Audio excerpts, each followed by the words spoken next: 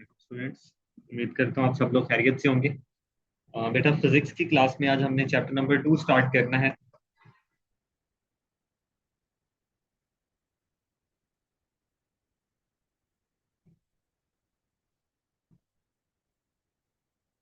इसका टाइटल है force and motion.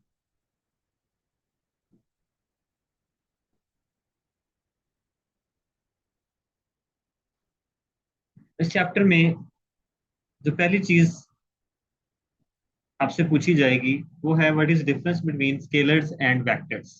Scalar quantities और वेक्टर क्वांटिटीज में क्या डिफरेंस होता है हमने वो बताना है। तो पहली चीज है स्केलर्स क्या होते हैं। बेटा, वो तमाम फिजिकल क्वांटिटीज जिनको अगर आप कंप्लीटली डिस्क्राइब करना चाहते हो तो उनकी मैग्नीट्यूड से डिस्क्राइब कर सकते हैं, उनको स्केलर क्वांटिटीज बोलते हैं। तो ये क्या हो सकती हैं? These are described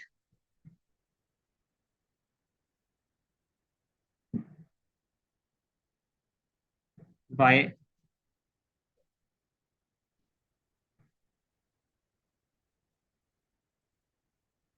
magnitude only. अब इस वर्ड मैग्नीट्यूड का मतलब आपने याद रखना है बेटा। इसका मतलब होता है number and unit associated with it. And unit मतलब न्यूमेरिक वैल्यू और यूनिट। तो यूजुअली मैग्नीट्यूड का ये मतलब दिया जाता है कि उसमें एक न्यूमेरिक वैल्यू आएगी और उस न्यूमेरिक वैल्यू को किस यूनिट में आपने मेजर किया वो आएगा। तो वो तमाम फिजिकल क्वांटिटीज जिनको डिस्क्राइब करने के लिए आपको सिर्फ मैग्नीट्यूड चाहिए, उनको हम क्या बोलेंगे? स्केलर्स बोलेंगे। For example, mass, length, time, distance,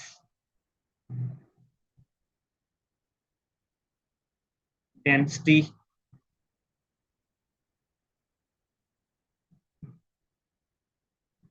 speed,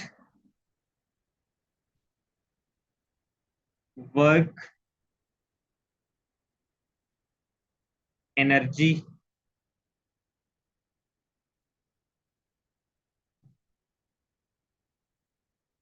power,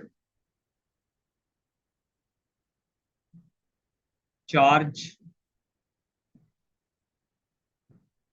बेटा, ये मैंने मुख्तलिफ क्वांटिटीज लिखी हैं। ये सारी की सारी क्या कहलाती हैं? स्केलर्स कहलाती हैं। मैं रिपीट कर देता हूँ, वो तमाम फिजिकल क्वांटिटीज जिनको आप उनके मैग्नीट्यूड से कंप्लीटली डिस्क्राइब कर सकते हो उसको हम क्या बोलते हैं? स्केलर्स बोलते हैं। मैग्नीट्यूड का मतलब है number and unit associated with it. Number और unit. Example, mass, length, time, distance, density, speed, work, energy, power, charge, volume, pressure. ये सारी क्वांटिटीज क्या कहलाती हैं? स्केलर्स कहलाती हैं। अगली आती हैं व्हाट आर वेक्टर्स। वेक्टर्स क्या होती है?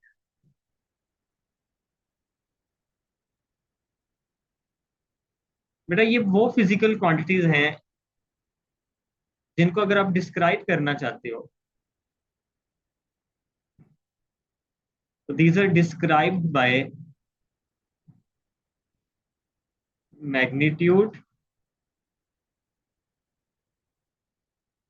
And important one is direction. वो फिजिकल क्वांटिटीज जिनको मैग्नीट्यूड के साथ डायरेक्शन की भी जरूरत पड़े। मतलब डायरेक्शन का मतलब ये है कि दीज हैव डायरेक्शनल प्रॉपर्टीज। इनकी कुछ प्रॉपर्टीज हैं जो एसोसिएट करती हैं डायरेक्शन से, उसको बोलते हैं डायरेक्शनल प्रॉपर्टीज। तो ऐसी क्वांटिटीज को हम क्या नाम देते हैं? वेक्टर्स का नाम देते हैं। तो वो तमाम क्वांटिटीज जिनको कंप्लीटली डिस्क्राइब करने के लिए magnitude as well as direction require होगा उनको वेक्टर बोलेंगे। दूसरी बात बेटा, इस कंडीशन के अलावा, मैग्नीट्यूड और डायरेक्शन के अलावा वेक्टर होने के लिए एक कंडीशन और है जो कि फुलफिल होना जरूरी है। हम किसी क्वांटिटी को वेक्टर तब कहते हैं जब वो फॉलो करती है लॉ ऑफ वेक्टर एडिशन को। अगर कोई क्वांटिटी इन दोनों करेक्टरिस्टिक्स को फुलफिल करेगी तो वो वेक्टर होगी। सिर्फ डायरेक्शन होना ही जरूरी नहीं है वेक्टर होने के लिए, बल्कि लॉ ऑफ वेक्टर एडिशन को फॉलो करना भी जरूरी है। फॉर एग्जाम्पल, हम एक इसी चीज को एक्सप्लेन करने के लिए एक एग्जाम्पल देखते हैं। मैं कहता हूं बेटा करंट, इसको हम यहाँ पे डिस्क्राइब कर लेते हैं। करंट,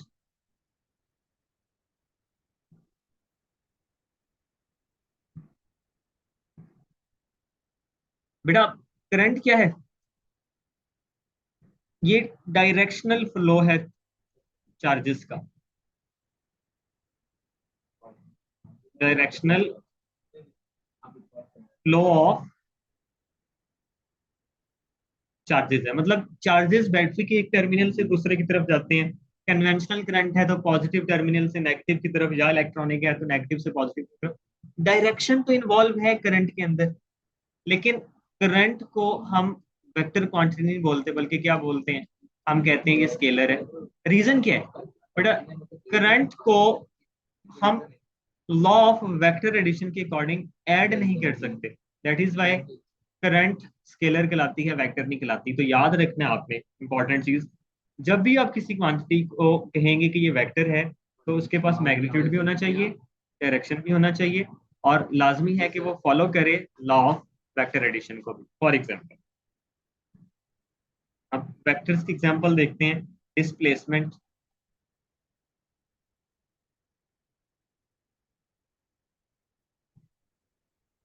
वेलोसिटी, एक्सेलरेशन,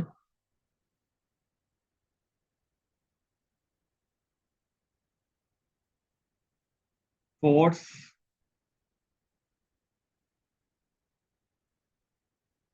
मोमेंटम,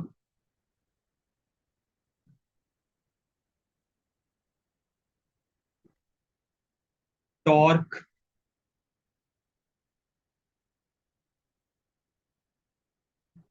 और ऐड करें तो हम इसमें लिख लें टेंशन, वेट। बेटा ये मैंने जितनी भी क्वांटिटीज लिखी हैं, ये सारी की सारी क्या कहलाती हैं? वेक्टर्स कहलाती हैं। तो पहला क्वेश्चन हमारा क्लियर हुआ, what is difference between scalars and vectors. वो क्वांटिटीज जिनको कंप्लीटली डिस्क्राइब किया जा सकता है उनकी मैग्नीट्यूड से स्केलर्स कहलाती हैं। For example mass, length, time, distance, density. और दूसरे एंड पे वो क्वांटिटीज जिनको कंप्लीटली डिस्क्राइब करने के लिए मैग्नीट्यूड और डायरेक्शन चाहिए, प्लस वो फॉलो करती हैं लॉ ऑफ वेक्टर एडिशन को, मतलब उनको ऐड करने के लिए हमें law of vector addition follow करवाना पड़ता है। For example head to tail rule हो गया, पैरेललोग्राम। अब हम सीखेंगे यहाँ पे वेक्टर एडिशन के लिए, तो अगर इनको उस तरीके से ऐड किया जा सकता है ग्राफिकल मीन से, तो फिर वो वेक्टर होगी। For example displacement, velocity, acceleration, force, momentum, torque, tension, weight, ये सारी क्वांटिटीज क्या हैं? वेक्टर्स कहलाती है। बेटा पहले क्वेश्चन में कोई मसला है तो आप पूछ सकते हैं।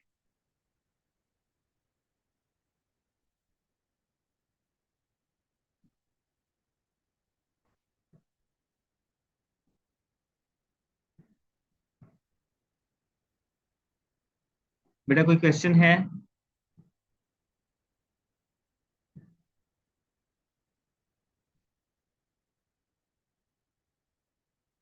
नेक्स्ट है रिप्रेजेंटेशन ऑफ ए वेक्टर।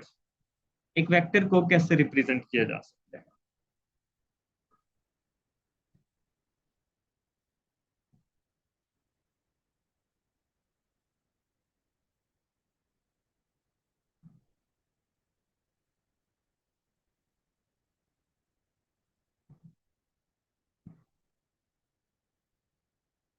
बेटा एक वेक्टर को रिप्रेजेंट करने की दो टेक्निक्स हैं। नंबर वन, पहले मेथड को बोलते हैं ग्राफिकल मेथड,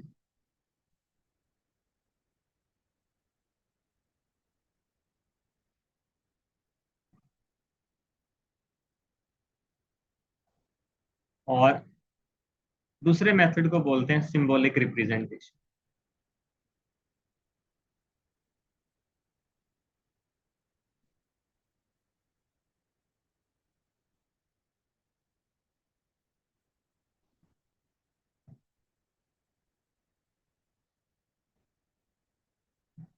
ये दो टेक्निक्स हैं वेक्टर्स को रिप्रेजेंट करने के लिए। अब ग्राफिकल मेथड क्या होता है बेटा? ग्राफिकली जब भी आप एक वेक्टर को इंडिकेट करना चाहते हो तो हम यूज करते हैं एक स्ट्रेट लाइन, और स्ट्रेट लाइन के एक एंड के ऊपर क्या होता है? एरो हेड होता है। मैं रिपीट कर देता हूँ। ग्राफिकली वेक्टर्स को रिप्रेजेंट करने के लिए हम एक स्ट्रेट लाइन लेते हैं जिसके एक एंड पे क्या होता है? एरो हेड होता है। इसको क्या बोलते हो? एरो हेड, या इसका नाम होता है टिप, और इस एंड को आप बोलते हो टेल। इस लाइन को हम बोलते हैं representative line of A vector. इस लाइन का नाम है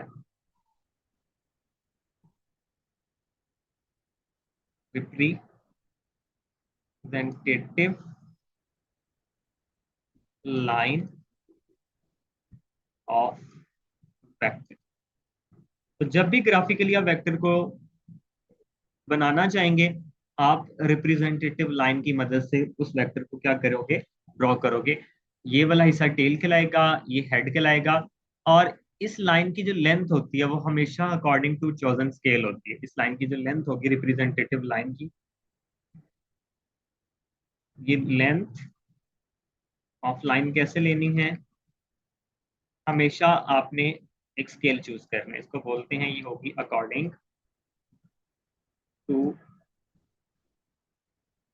चोजन स्केल, और ये रिप्रेजेंट करेगी मैग्नीट्यूड, लेंथ ऑफ लाइन या length of representative line according to chosen scale represents magnitude. And ये एरो हेड या जो हेड होता है, ये रिप्रेजेंट करता है बेटा डायरेक्शन को। ये किसको रिप्रेजेंट करता है? डायरेक्शन ऑफ वेक्टर को। और जो टेल होती है, ये रिप्रेजेंट करती है point of application. Point of application, for example point of application को कैसे हम जस्टिफाई कर सकते हैं? ये एक ऑब्जेक्ट है जिसका मैस m है, इस पे इस पॉइंट के ऊपर फोर्स लग रहा है। तो जिस पॉइंट के ऊपर फोर्स लग रहा होता है, उस पॉइंट के ऊपर अगर यहाँ पे फोर्स लग रहा है तो यहाँ पे टेल आएगा, और जिस डायरेक्शन में फोर्स लग रहा होगा उस डायरेक्शन में क्या आएगा? एरो आएगा।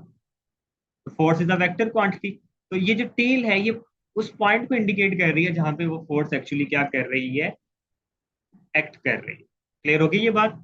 तो टेल पॉइंट ऑफ एप्लीकेशन को इंडिकेट करेगी, एरोहेड डायरेक्शन को रिप्रेजेंट करेगा, और इस लाइन की length according to scale magnitude को रिप्रेजेंट करेगी। ये तीन बातें आपने यहाँ पे याद रखनी है। मैं रिपीट कर देता हूँ। ग्राफिकली वेक्टर को रिप्रेजेंट करने के लिए हम एक स्ट्रेट लाइन यूज करते हैं जिसको रिप्रेजेंटेटिव लाइन ऑफ वेक्टर बोलते हैं। इसका एक एंड टेल कहलाता है जो पॉइंट ऑफ एप्लीकेशन को इंडिकेट करता है। दूसरा head, arrow head direction of the vector को रिप्रेजेंट करता है। और इस रिप्रेजेंटेटिव लाइन की अकॉर्डिंग टू चोजन स्केल जो लेंथ होती है वो मैग्नीट्यूड को रिप्रेजेंट करती है। अब क्वेश्चन ये है, ये अकॉर्डिंग टू चोजन स्केल का मतलब क्या है? इसको मैं आपके लिए आसान कर देता हूँ। मैं आपको बेटा एक टास्क देता हूँ, और वो टास्क ये है कि आपके पास एक फोर्स है 40 न्यूटन का, और आपने इसको ड्रॉ करना है in north east direction. 40 newton force को हमने नॉर्थ ईस्ट डायरेक्शन में बनाना है। हम कैसे बनाएंगे? सबसे पहले तो हम यहाँ पे डायरेक्शंस बनाएंगे।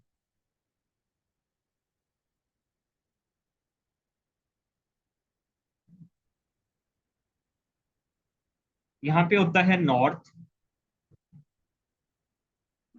ईस्ट, वेस्ट एंड साउथ, और ये वाला पॉइंट है ओरिजिन। अब अगला टास्क ये कहा गया है कि यहाँ पे आपने 40 न्यूटन फोर्स। अब मसला ये है कि मेरे पास कोई ऐसा स्केल अवेलेबल नहीं है जो न्यूटन्स में मेजर करे, क्योंकि जब मैं इसको पेज पे ड्रॉ करूंगा तो मेरे स्केल के ऊपर जो रीडिंग्स होंगी वो सेंटीमीटर्स में होंगी। तो मैं यहाँ पे अपनी मर्जी से एक स्केल चूज करूंगा। अभी आपकी चॉइस है, आप क्या करते हैं। फॉर एग्जाम्पल मैं कहता हूँ मेरे स्केल के ऊपर 1 सेंटीमीटर की लेंथ है ना, वो 10 न्यूटन को रिप्रेजेंट करती है। इस चीज का मतलब ये होगा कि जब मैं 4 सेंटीमीटर लाइन लगाऊंगा तो वो कितनी होगी, 40 न्यूटन की होगी। मैं यहाँ पे स्केल रखूंगा और ओरिजिन से इस डायरेक्शन में नॉर्थ ईस्ट में एक स्ट्रेट लाइन ड्रॉ कर दूंगा जिसकी लेंथ कितनी होगी, 4 सेंटीमीटर। एक्चुअली ये 4 सेंटीमीटर नहीं है, बल्कि ये फोर्स है 40 न्यूटन की, जिसको मैंने क्या किया, रिप्रेजेंट किया।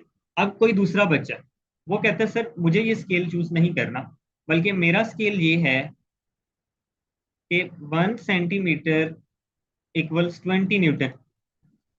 तो उसके लिए 2 सेंटीमीटर किस चीज के इक्वल हो जाएगा।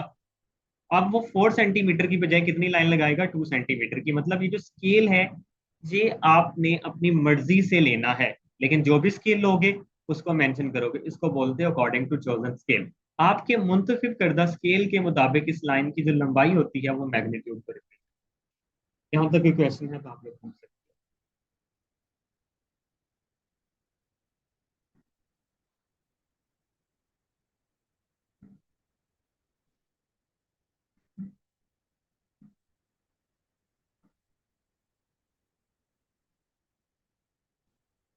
Okay, next, symbolic representation.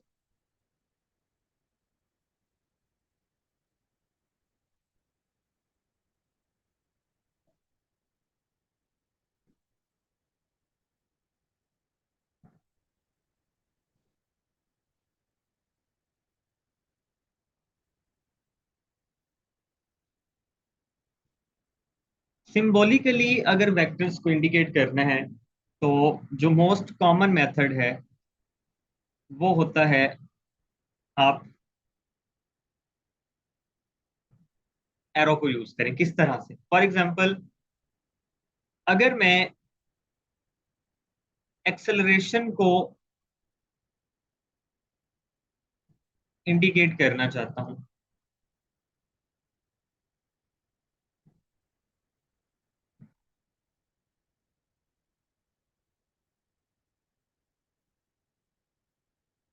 पहला मेथड था एरो। एक्सेलरेशन को इंडिकेट करना चाहता हूं तो बेटा आप क्या कहोगे, आप लिखोगे ए और इसके ऊपर एरो लगा दो। आप वेक्टर एरिया को जाहिर करना चाहते हो तो कैपिटल ए, इसके ऊपर आप फोर्स वेक्टर को रिप्रेजेंट करना चाहते हो तो फोर्स, और ऊपर आप वेलोसिटी को लिखना चाहते हो तो वी, और इसके ऊपर क्या लगा दोगे, एरो। ये पहला तरीका है सिंबॉलिकली कि आप एरो लगाएं। दूसरा तरीका जो होता है वो होता है बोल्ड फेस करैक्टर्स को यूज करना। बोल्ड फेस करैक्टर्स, बेटा आप एरो नहीं लगाना चाहते तो दूसरी टेक्निक जो हो सकती है वो ये हो सकती है कि आप इसको बोल्ड करके लिखो। अब वो कैसे होगा, यही वेक्टर है ए, तो इसको हम क्या कर रहे हैं, बोल्ड करके लिख रहे हैं। ए है तो इसको आपने क्या कर दिया है, बोल्ड करके लिख दिया है। फोर्स है तो ये क्या हो गई, बोल्ड हो गई। वेलोसिटी है तो आप लाइट फेस करैक्टर्स की बजाय बोल्ड फेस करैक्टर्स यूज कर लो, क्योंकि जो लाइट फेस करैक्टर्स होते हैं वो स्केलर्स को रिप्रेजेंट करते हैं। तो अगर आप उसको बोल्ड करके लिख दोगे, इस तरह से डार्क करके लिख दोगे, तो ये भी एक इंडिकेशन है किस चीज की, वेक्टर्स की। तीसरी टेक्निक, ये एडिशनल में बता रहा हूं बेटा, ये होता है बार लाइन को यूज कर। For example A bar, vector area, force के ऊपर एरो की बजाय बार, वेलोसिटी के ऊपर। आप अंडरलाइन भी कर सकते हो, ये आप मैथ में पढ़ोगे। एक्सेलरेशन है तो, वेक्टर एरिया है तो, ये चीजें हमारी बुक में हैं नहीं, लेकिन आपको एडिशनल बता रहा हूं। इसी तरह कैप का यूज होता है, उसका क्या तरीका कार होता है, इसको बोलते हैं हैट और कैप। यूजली यूनिट वेक्टर्स के लिए यूज करते हैं। ए है तो ए हैट, वेक्टर एरिया है तो, फोर्स है तो, वेलोसिटी है तो। लेकिन हमने मेथड नंबर 1 और मेथड नंबर 2 ही करना है। या तो एरो लगा देंगे, या फिर उसको बोल्ड फेस करेक्टर्स यूज करेंगे फैक्टर्स को इंडिकेट करने के लिए। तो यहाँ इसमें भी कोई प्रॉब्लम है तो मुझे बताएं, इसके बाद क्लास को वाइंड अप करते हैं।